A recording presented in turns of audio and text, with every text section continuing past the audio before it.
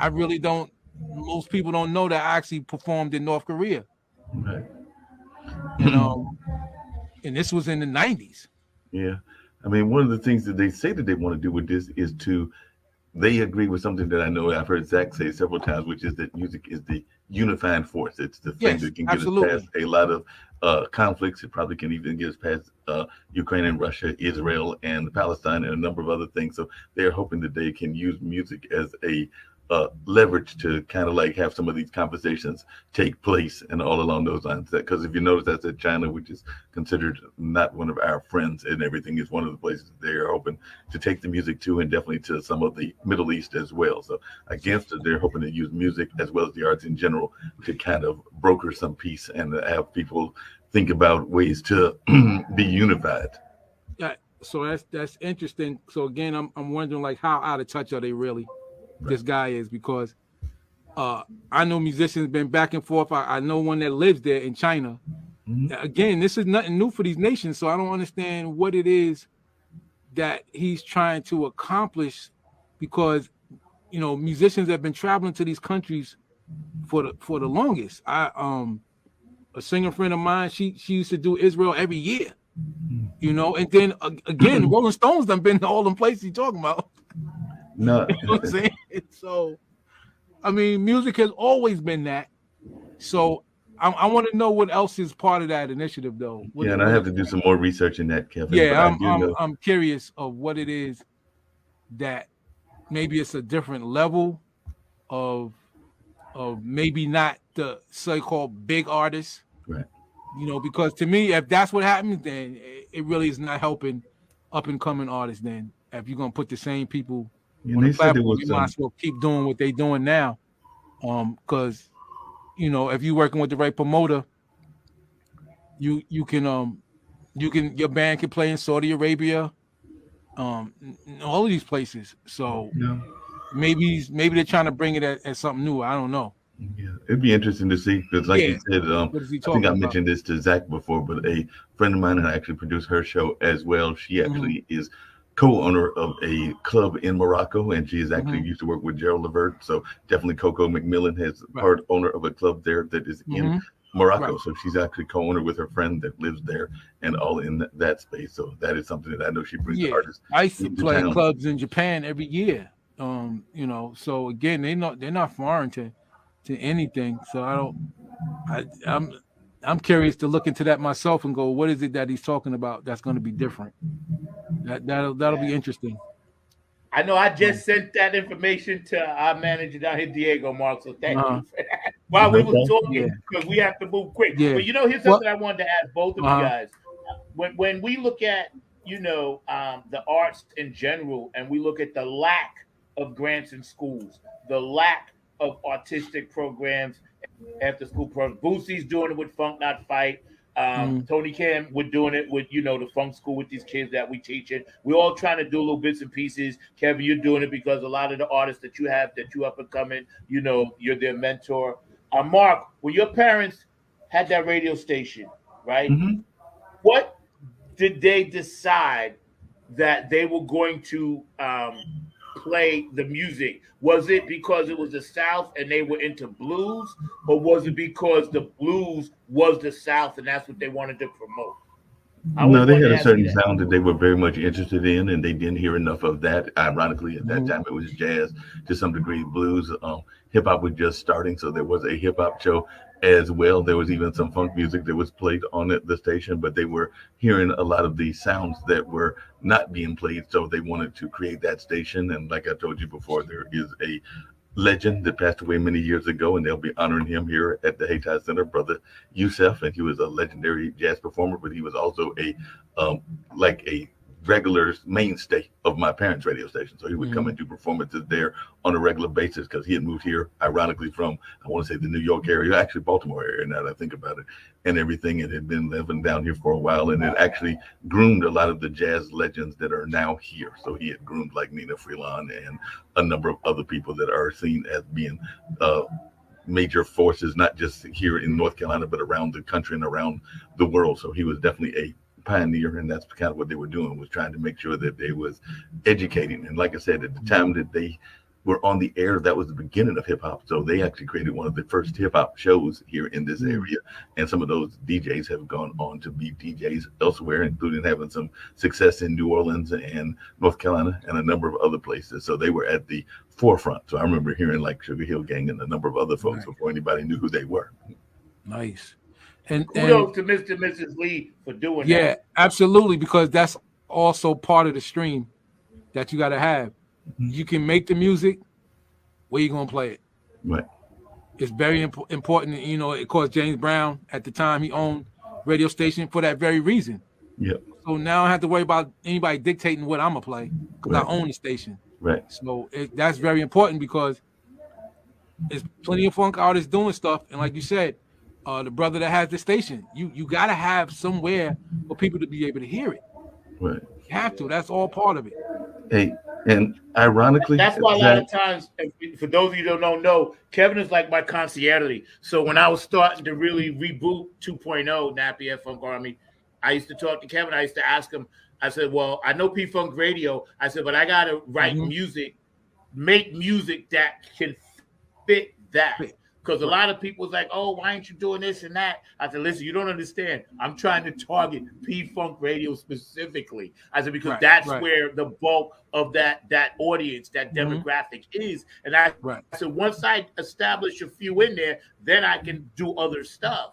But United We Stand is a perfect example of how I took what you and Jeff did. I had that in the back of my head, and then I mixed it with what we did here.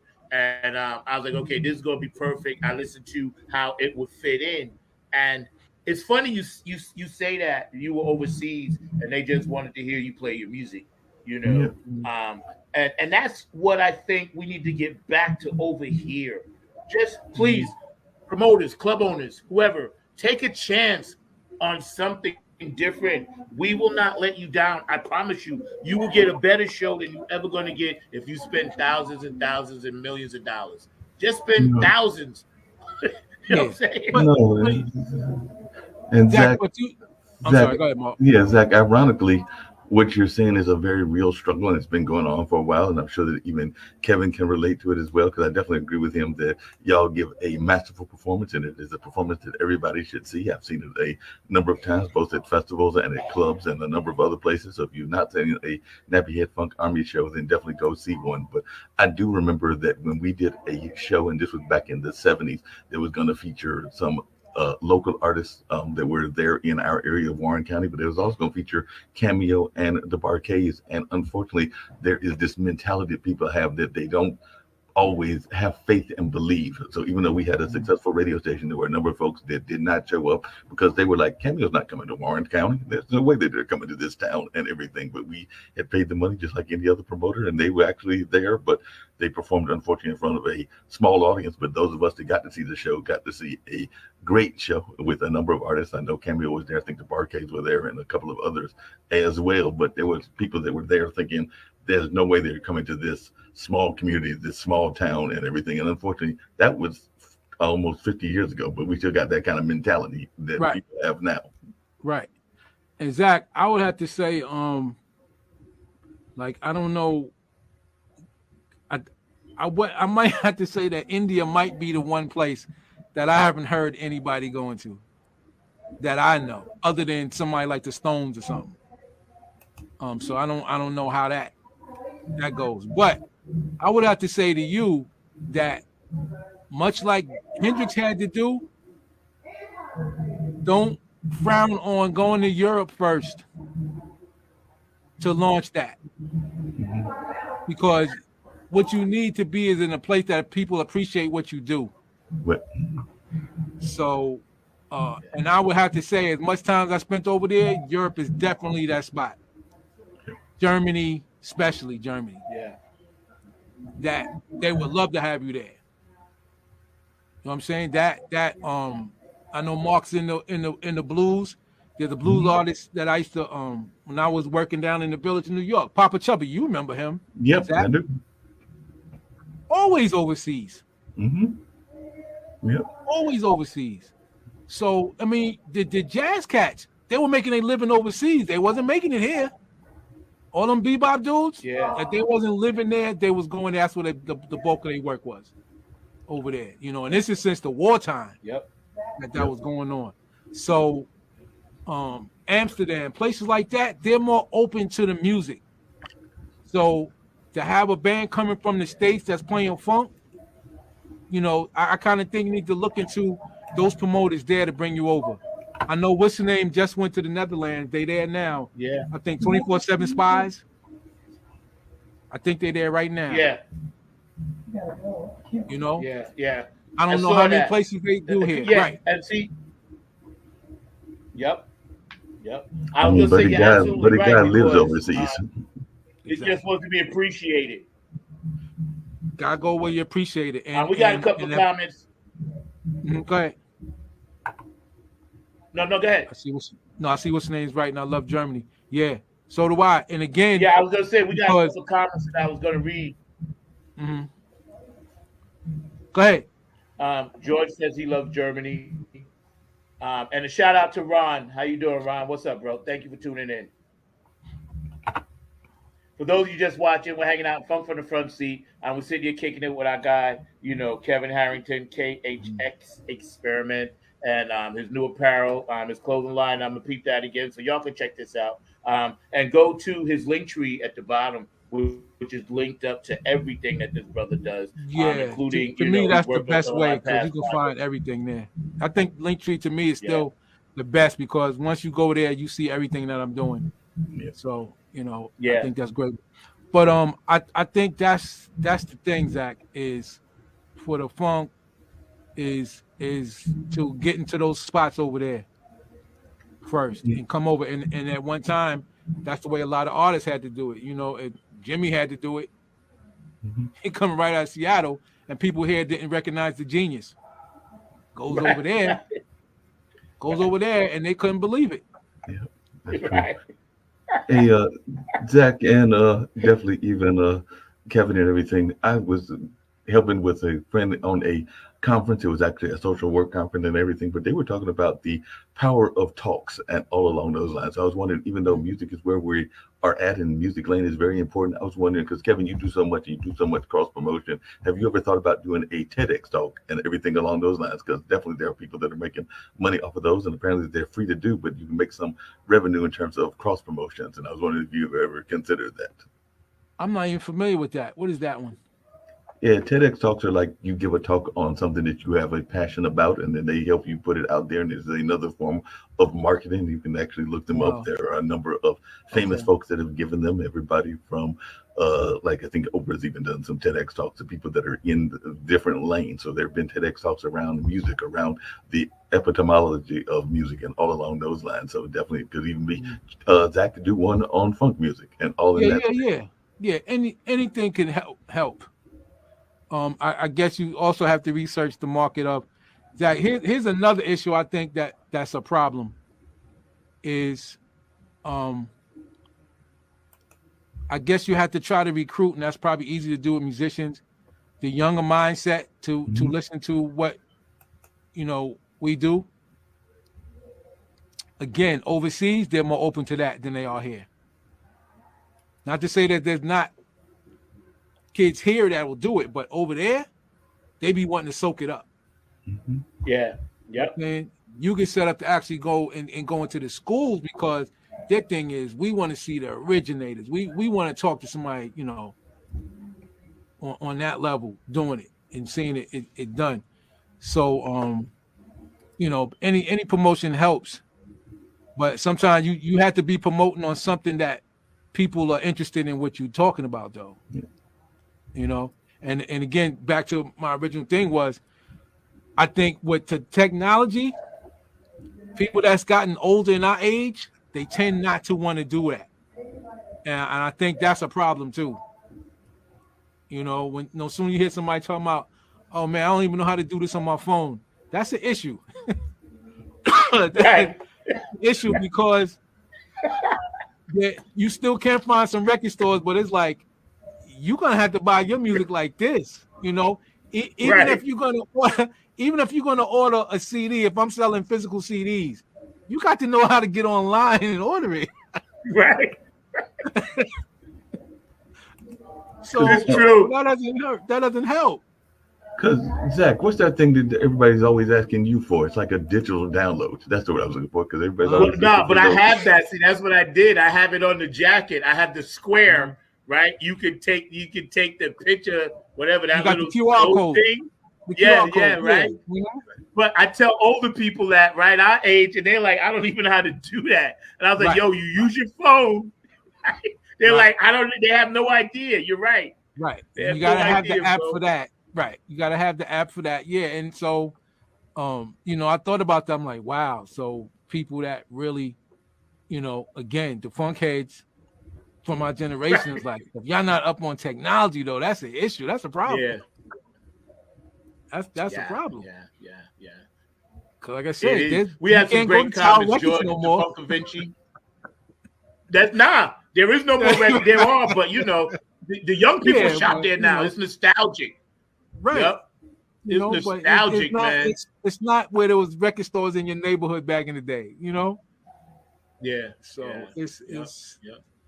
a lot of that. See, has to and do I with think it, these man. young kids, and you guys can comment on this. I think they're missing something because the whole adventure of hearing a song for the first time on the radio, and then knowing you had to wait all week during school, but you could go take your 75 cents or whatever on Saturday after you finished your chores to go buy that 45, and then come home, call your friends up, you ride your bike. Hey, I got it. They all come over. You put it on, and you hear that, and then you listen. There was something about that. So remember now, how we listen to music was before video games. That's how these kids play video games. How we used to listen to music. Yeah, like you said, all their friends come over and everybody's in front of that screen playing games. To where before it was, come over, I just bought the new such and such record or the what's the name album. Come over, you might be the only one in the neighborhood that got it at the time. Yeah. So there's gonna be a bunch of people over. When you finish reading the album cover, let me read it. That was the thing. Right. Kevin, do you remember the lunchbox record player? Because I remember that. It was the one that looked like a lunchbox, but it was actually the small record player that was in there as well and everything. Yep. Close and play. I don't know if you remember they used to put records on the back of cereal boxes. Totally. The yellow, the honeycombs, and the Archies. Right, the Archies. Yep. Jackson 5, ABC. The monkeys, yeah. Right. And the so monkeys. Again, right. So again, look at the marketing though. That still was all marketing to us. Or the cars the that monkeys. had the track. Huh? They had one of the baddest opening themes. Here we come, walking down the street. Right. That's what I'm saying. We were so monkeys. exposed to music in every possible way. Like the theme songs were some of the greatest recorded stuff. The theme songs. Like you remember to this day because they were great songs. Yes. Yep. That's right. Courtship of Eddie's Father. I used to love that song. Yes. You walk around the house singing that. Yeah. Let me tell you about Yep. Barry Manilow was writing a lot of that stuff. Yeah, Quincy Jones and all of them, they was all writing that stuff, man. Yep. Yeah, that's a great song, Courtship of Eddie's Father. That's so funny. Yeah. It's everything was so music influenced. And again, we were around when the first video games came out. Yep. I knew a couple of people had Atari. I believe Atari was like $500-$600 when it came out. Yeah. Just to see some blips going across the screen. That's right. I was talking to a young lady the other day, and we was talking about baby boomers and Gen Z and Gen X and all this.